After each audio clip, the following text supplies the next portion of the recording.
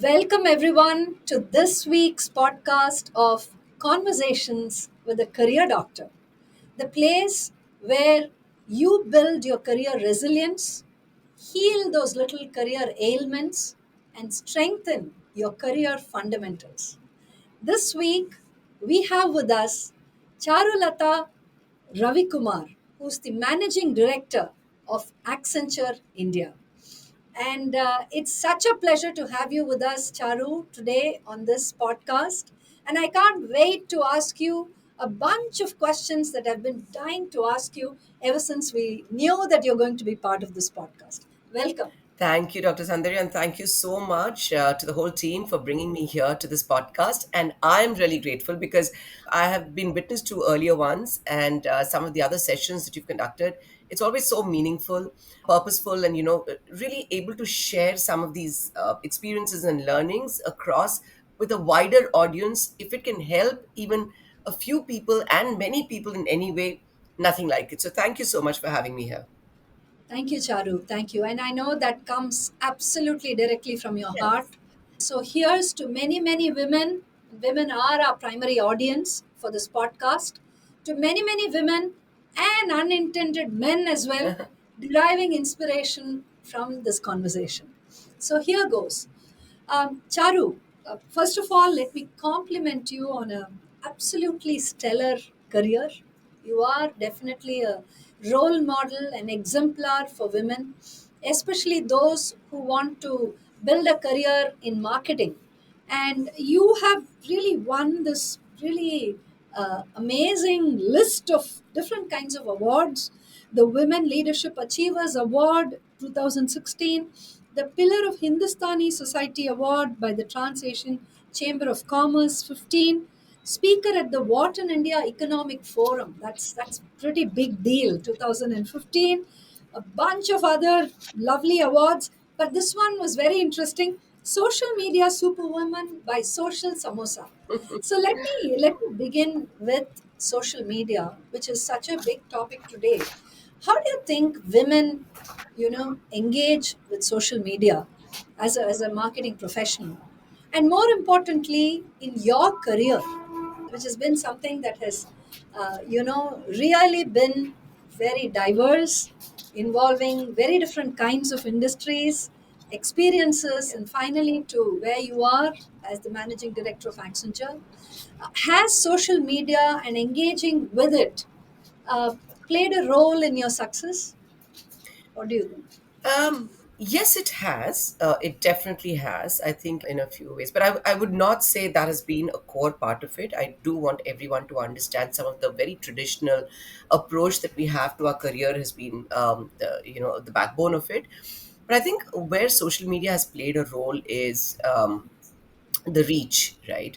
The reach for some of your points of view, and being able to also network. That's the other thing. Network with a Yeah. much wider set of people for a very diverse learning that you can really pick up through social media, right? So you're not living in your own little well and seeing the world around you with the walls around it, right?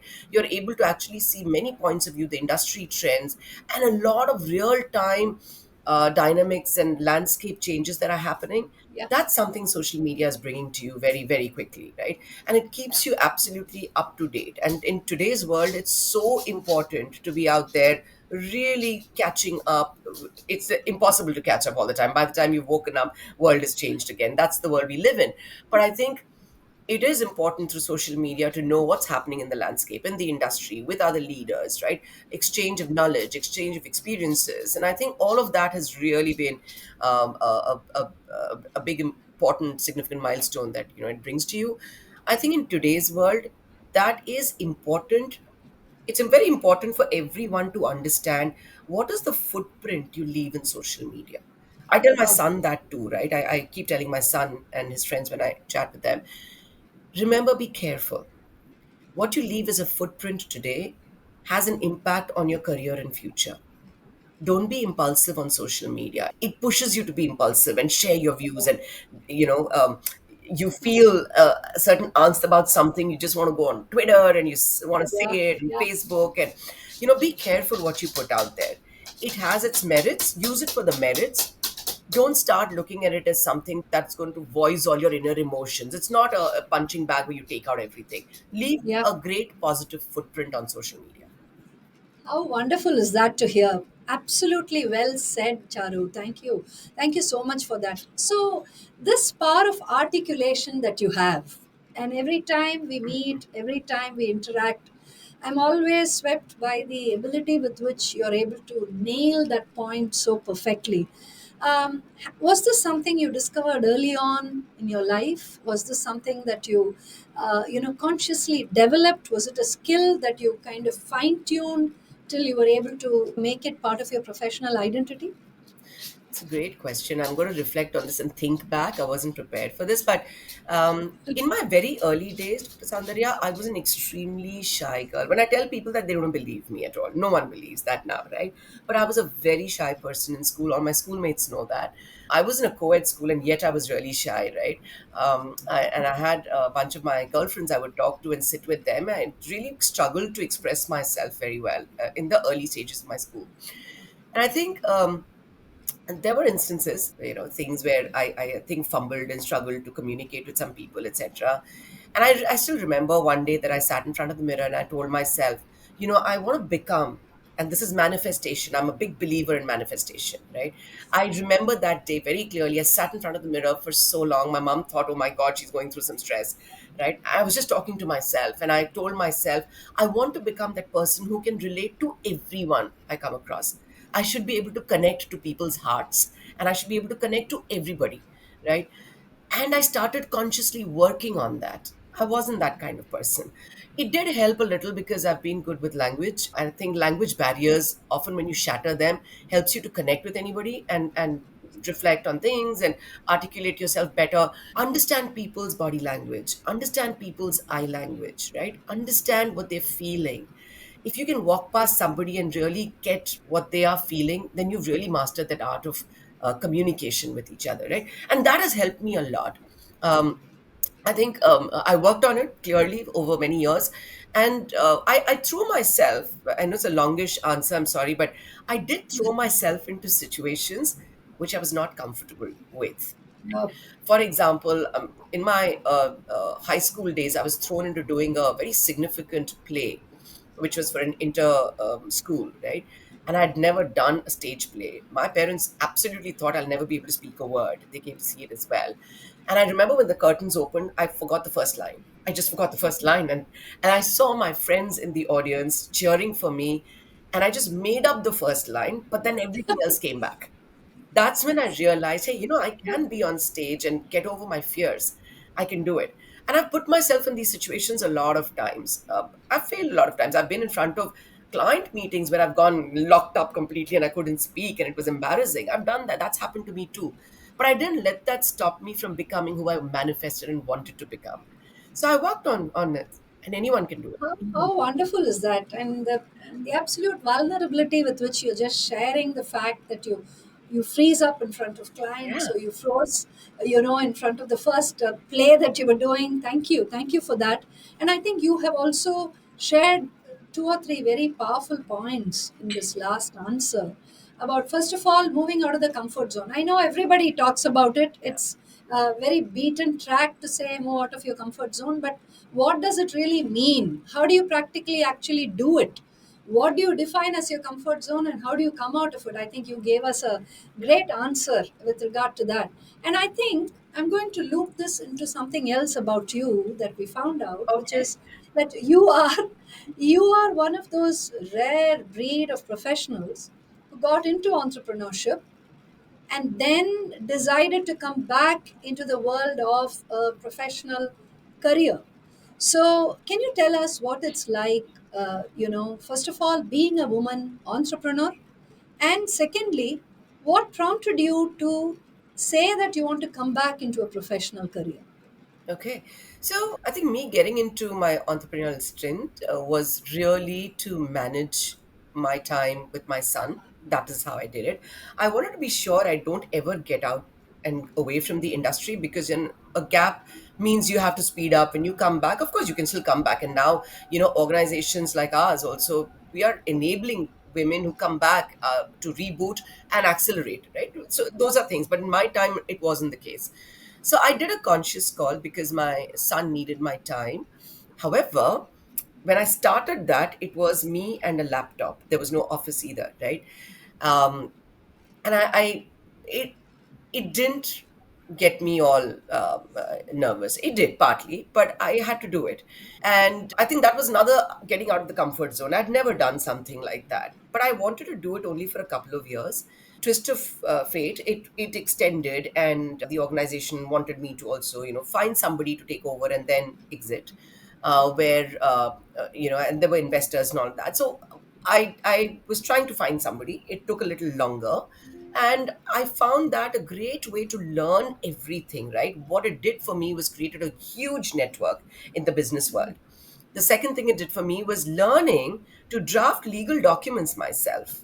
Right, I'd never done that before. So you're an entrepreneur, you and your laptop. And a very funny thing was, when I would talk to clients, I didn't even have an assistant. So I would sit on this side of the table, change my voice, become my assistant, and then pass the call on to myself and go to the other side of the table and be myself, right? And I did some really unusual things to get the organization and the brand known everywhere, right? And that's for another time. But did some absolutely crazy things where you have to go with a zero budget, right? And it all worked. So it was a great learning for me. When there is zero budget, how do you set up a business and scale it up? How do you create the network with that can be sustained? So all of the network I created are all friends of mine today in the corporate world. And how do you build that brand in the business? And legal documents, everything was in my hands. So it was a great learning, and I believe that prepared me for my roles in future when I came back into the corporate Super, world, right? super, Yeah. super. And the decision to kind of move back into the corporate world, into a professional Yeah. career. How did that happen? I thought it's time now to go back because I've now gained so much experience. Let's Yeah, see how I move forward to a more scaled up kind of operations, right? So, yeah, it was just to say that I think I'm ready to scale it up now. And I'm ready to give it fantastic. that time because he started going to school and all of that. So, Fabulous. yeah. Fabulous. Dear viewers, those of you who are currently, exploring with the decision of whether you should continue in your business or, come back into the Mm, corporate world, here's Charu telling you exactly how she timed it and what caused her to take the entrepreneurship route and what caused her to then come back. And I think it's just a question of your priorities and what you wish to do with your time. So that's fantastic. Charu, my next question to you. So you are a very vocal advocate for the power of diversity, equity, and yeah. inclusion. In fact, I think that's one of the passion areas that we have kind of connected upon. And every time you get a chance, you speak about it, Yes. you propagate it, and I still remember that you addressed our putris. From Project Putri, and thank you for that. So, this engagement, or I wouldn't call it dalliance, but this engagement that corporate world has with DEI, and the sudden disenchantment that it suddenly also seems to have, because we being part of this profession for 24 years, we often see that companies sometimes are very passionate about it, do a bunch of things for DEI, and all of a sudden you'll find that everything is cooled down and not much is happening. Now I just want your perspective. Mm. Do organizations internally also face this pushback against DEI? Is there something happening that maybe we should know and be more informed about?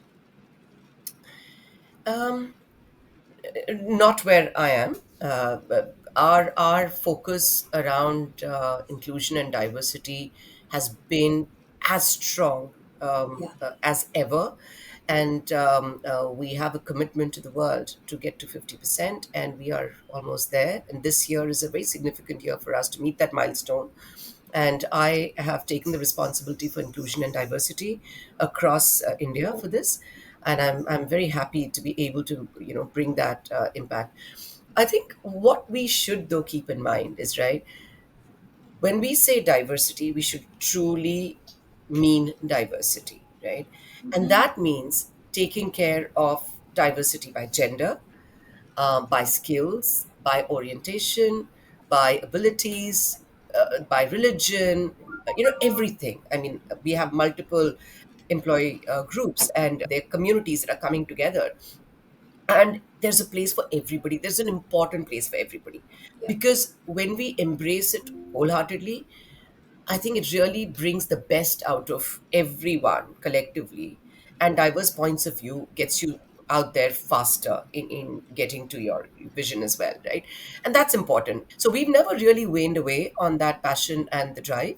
Um, but I think a few things to look out for when we drive inclusion and Yeah. diversity is that give equal importance to all communities, right? No community should feel, and I mean, men, for example, should not feel, are we driving diversity at the cost of merit? We Yeah. should not do that, right? And, men are a great part of driving this diversity as well, right? I have huge male employee support groups which are driving it along with me. But it's important to ensure that it is meritorious. It is important to ensure that we give the minority groups the support required to also rise together with the rest of them, right? Rise together is the underlying emotion behind bringing this diversity in. So I think balancing that is extremely crucial, Yeah. and that's why we say inclusion and diversity. Everybody is included in that whole journey, right? Yes, Everybody yes, rises yes. together. That just beautifully segues into my next question, which is about the rich and illustrious career that you are leading, Charu, couldn't have been possible without many blips along the way, many hurdles that you Yeah. faced, and which you have solved in your own way to be where you are. So, could you share with our viewers a few examples of the kind of career challenges that you faced and the healing process, the whole career healing process? I mean, we call this conversations with the career doctor because the career doctor here is you. The guest is our career doctor because you are a leader, a person with influence, and you are managing it in a milieu that has the dice really stacked against, gender, against women. And yet, there you are in a position of power and influence. And it's very important for our viewers to know how you did it.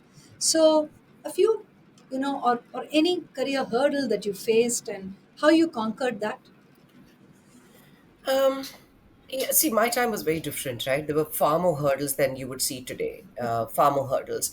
But again, I was lucky to be born into a family which was very supportive of career women. I think it was almost like a mandate. You need to be educated, you need to be having a career, you've got to make things happen. My mom herself is someone who was highly inspiring person, very accomplished and inspiring, although she came from a humble background, and education at a level where today it would have seemed like it's compromised. But she achieved a lot herself through her own way. So that I think inspired. But I think the challenges I would have faced was, yes, a lot of work was seen at that time as women can't do this, right?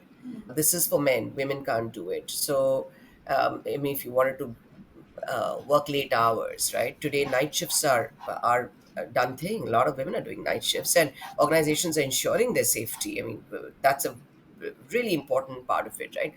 There was no such thing when I was in my career in the early days. There was safety was in your hands. Yeah, you did what you did with it. You had late hours, your problem. But that's the way. I mean, it was a different world out there at that time. So I think that was a big hurdle, right? Managing your way through. If you're waiting for a taxi late at night, and you had to go home at that hour at 3 in the morning, etc. It was scary, but I have to say the world was a safer place then, right, than it is today. So I think we went along, chugged along. It was one day at a time. I think other challenges I faced is, and a lot of us face it even today, and I can't say I've mastered it, but I think our organization encourages us to speak up a lot. Did we speak up during times when we were not treated well? There was harassment at workplace of different kinds. Did we speak up? We didn't know who to speak up to. We didn't know who was listening, right? And that was really tough. That was really tough. That how do you advance in your career if you don't give in to some of this? How do you advance in your career if you don't speak up?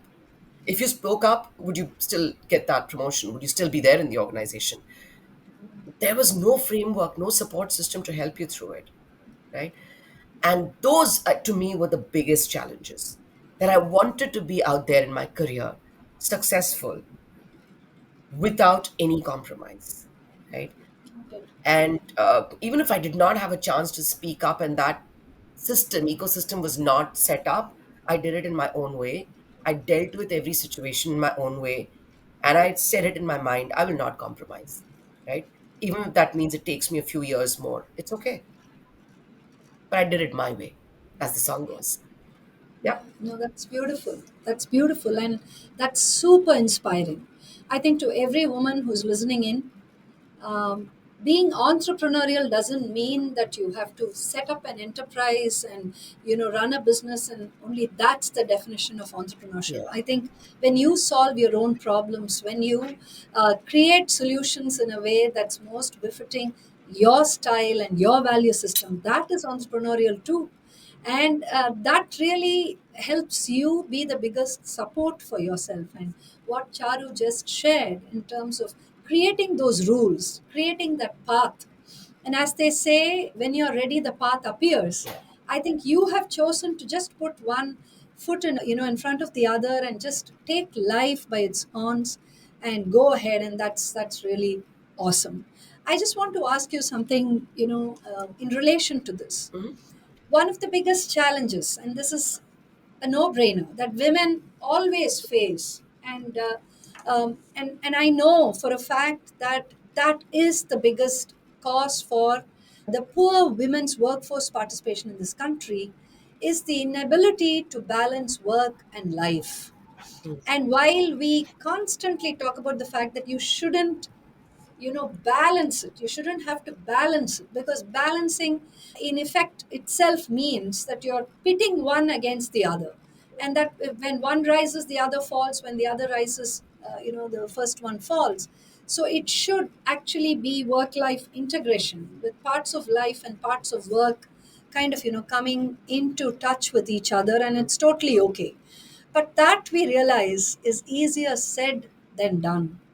And so the question to you is, Charu, how have you hacked this animal called work life integration or work life balance?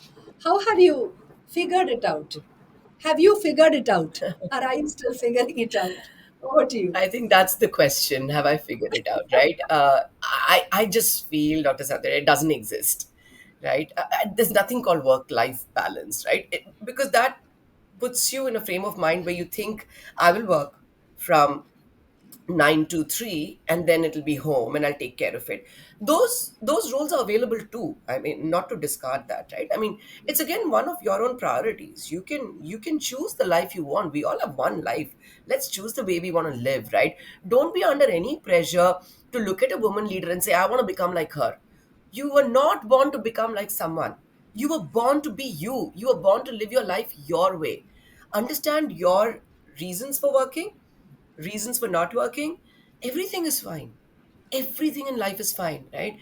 And I think, to me, work life balance doesn't exist. And I did not want to ever not be creating something or working and earning my and being financially independent. I really wanted to be financially independent all my life, right? It's very important, and I can see the importance of that as people keep talking about it. For women particularly, be financially independent. It's very, very important. Don't put everything in your life into somebody else's hands. Don't do it, right? Take control of your own life in every way. Your finances, your health, your family, your emotions, your aspirations, everything. You're in control, you're in charge. Remember that. And uh, so, to me, that didn't exist. So I'll tell you some examples of how I dealt with it, right? For me, it was one day at a time, literally, especially when I had my child. When my son was born, I did not want to give up on one or the other. And I told myself, I have 200% in me. 100% is my work and my career, and 100% is my son. I did both parallelly. I carried my son and I had to travel. I had a job where I was traveling 3 times a week almost to different cities within India when I came back. I went for client meetings with him. Clients understood. So I went into, new business meetings with my son in my arms, literally. And he was an easy kid, so it wasn't a problem. I'm so glad I did that, right? I wouldn't have it any other way. But when I look back now, remember I was doing it one day at a time. I never took selfies like we do today. I wish I had done that. I never got a picture of mine taken when I was running around with my son all over airports as an evidence. But that wasn't a time. I was dealing with one day at a time. And then you think about, oh my God, tomorrow I have this really big important meeting and your son falls sick. Or your mother or your father or somebody's falling sick in the family. And as women, we are oriented to take care. We will drop things and we will take care of them. So it was one day at a time. And I figured it out. I had a huge network of friends who chipped in every time I needed them. Every time. My clients chipped in. I remember one nanny just left us, right? That's always a problem we had. The client said, no, no, we want you in the meeting. Bring your son. I will have two people take care of him while you're in the meeting. I said, okay, Wow. let's do it. Right? So build a network, build a strong support system of friends and people around you, not just family, and they will always be there for you. So that's what I was doing, and Amazing. no work life balance. But I do want to end it with one thing. At a time when I kept thinking that, I have 200% in me, I made a mistake. I forgot I should have had 300%. That 100% for myself, I ignored. I forgot about it. Somewhere between my career and my family, I forgot another 100% which should have been devoted to me, my health, my mental, calmness, everything. I was just running with things. So remember, put another 100% behind yourself too. I think this podcast has to be titled The 300% Formula. Yes, the 300% formula. Yeah. Oh, this was fabulous listening to you. And all I can say is the value that you created, Charu. I mean, in all of this 100%, I think one thing which I want our viewers and our listeners to really take away is the incredible professional value that you created, which made your clients say that you had to be at the table no matter what, which made your colleagues say that we'll go that extra mile for Charu because she's so critical for our success. And I think that value creation, which every woman has to do, really is the calling card for success. It's where she suddenly discovers that she has those wings to fly Yeah. simply because she has got this incredible, set of skills, fungible skills, which she then is able to say that, you know what, I can, dictate terms because I'm worth it. And I Yes. bring this level of value to the table. I think that is the biggest message I'm taking away from here. Because for every ambitious woman, for every woman who wants Correct. to do it all, to be it all, to have it all, I think the first and most important fundamental investment you make is in your skills, in making sure that you are able to deliver 100% Hmm. to that level of skilling, and then of course make sure that all of these things, and I really love the way that you spoke about having that 100% for yourself, Yeah. whether it be health or it be the time that you spend with your friends, with your girlfriends, you go out, you spend on that massage or that Oh, yeah, absolutely. beautiful movie night out Self or time. whatever. Yeah. That brings me to another question to ask you, Charu. A lot of women, and as you know, Avatar works with several lakhs of women professionals. MyAvatar.com, which is our portal for diverse talent, is one in which we engage with and we talk to a lot of people, thousands and thousands of women professionals. Now we find that there is a deep need for them to build resilience, just to build that strength, that muscle with which you face anything, any curveball that life throws at you. So, that building of that resilience is obviously very different for different individuals. Some people, are kind of born with it. I find many, many women, I mean, who are just born with that strength of mind and purpose. And some really pick it up on the way. Some are, buffeted by all of these storms of life. Yes. that they then allow that experience to really solidify and become that titanium spine, which then helps them to kind of, face everything else that they're going to look at. How did you build your resilience? Any tips for our listeners on how's the strength emanating from you? Um, I think I was lucky also to be surrounded by very strong women in my family and men who believed in strong women. Um, and I think even inherently, right, you're born into that environment, it helps a lot. But everybody doesn't have that, right? And sometimes you're born into an environment which is not as I would say supportive, but it doesn't really inspire you to do those things that you want to do, right? It's a different kind of environment you're in, which is also fine. But you have to tell yourself there is no other way to do it. And what you do is watch motivational movies, read motivational books, don't get involved with negativity and sad things. Pull yourself away from it, right? And these are many of these things I've also learned from my son. He's a very positive person. I credit a lot of my positivity to him. He's my best buddy. We are every day talking to each other about manifesting things we want. Manifest it. Tell yourself what you want. Sit down, ask yourself, what do I really want? What do I want to do? And then work towards making it happen, right? In your life, and this is my suggestion to everyone, I know it may be hard, but don't make any space for negativity. Get away from negative people, get away from negative thoughts, right? Get away from negative incidents that happen. Embrace a lot of positivity in your life. Do things which are making you feel positive, right? If that's cooking, for me it's cooking as well. I feel very positive when I'm cooking.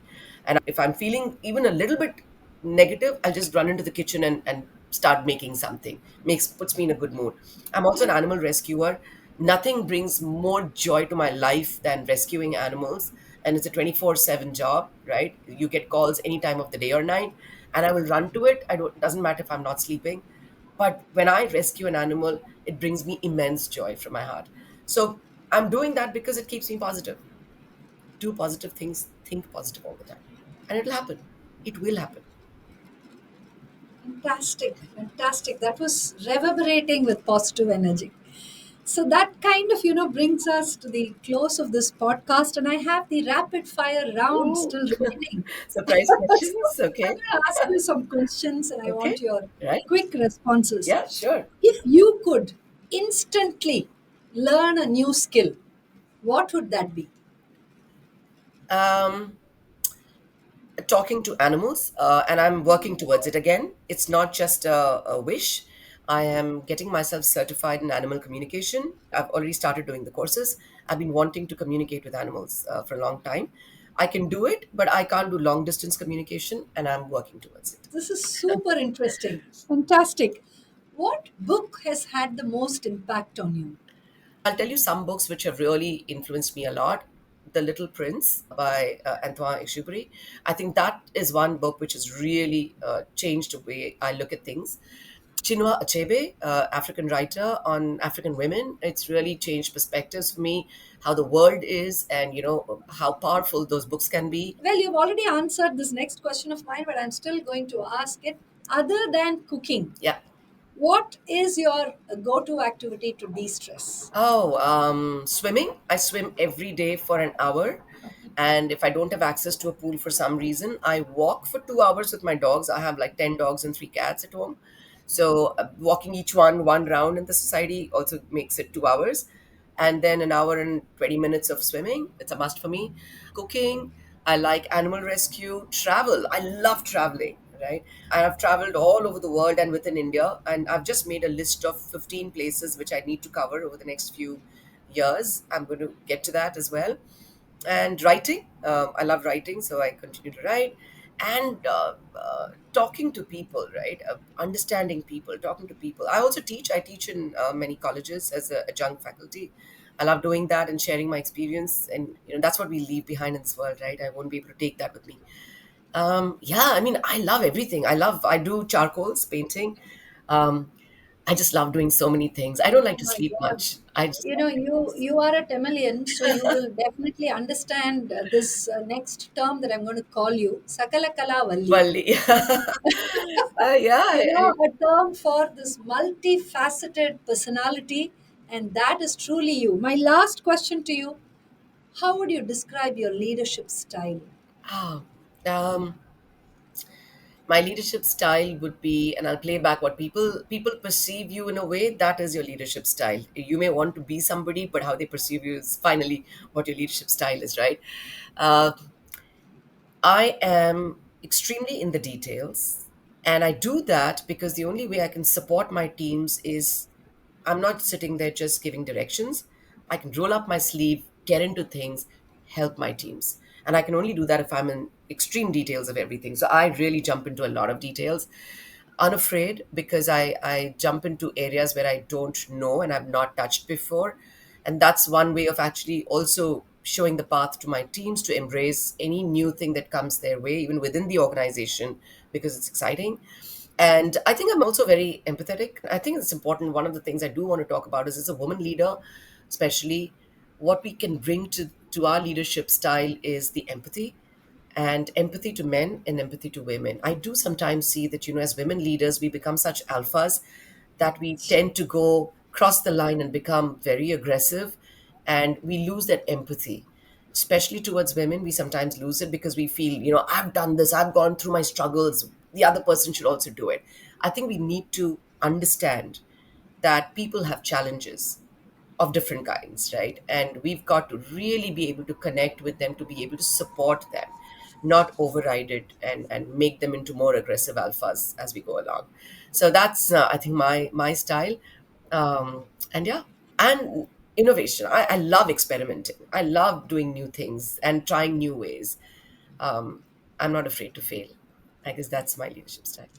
You know, when I'm listening to you, this zest for life is Yeah, just sweeping across. It's like as if you're infecting everybody around with that zest for life, and no wonder the little career hitchkitches which are there with everyone else, they dare not approach you because you're so you're just kind of surrounded by that immunity, that power that comes from living life to the fullest. yeah. God bless you, Thank Charu. you. This was Thank you so much. amazing to have this conversation with you, and I think you have packed so much into it that I hope our viewers really take the time to listen to this in detail. Dear viewers, you may want to pause, several times during this podcast as you listen to it, to really allow, each point to fully sit with you and help you to understand what makes Charu Charu.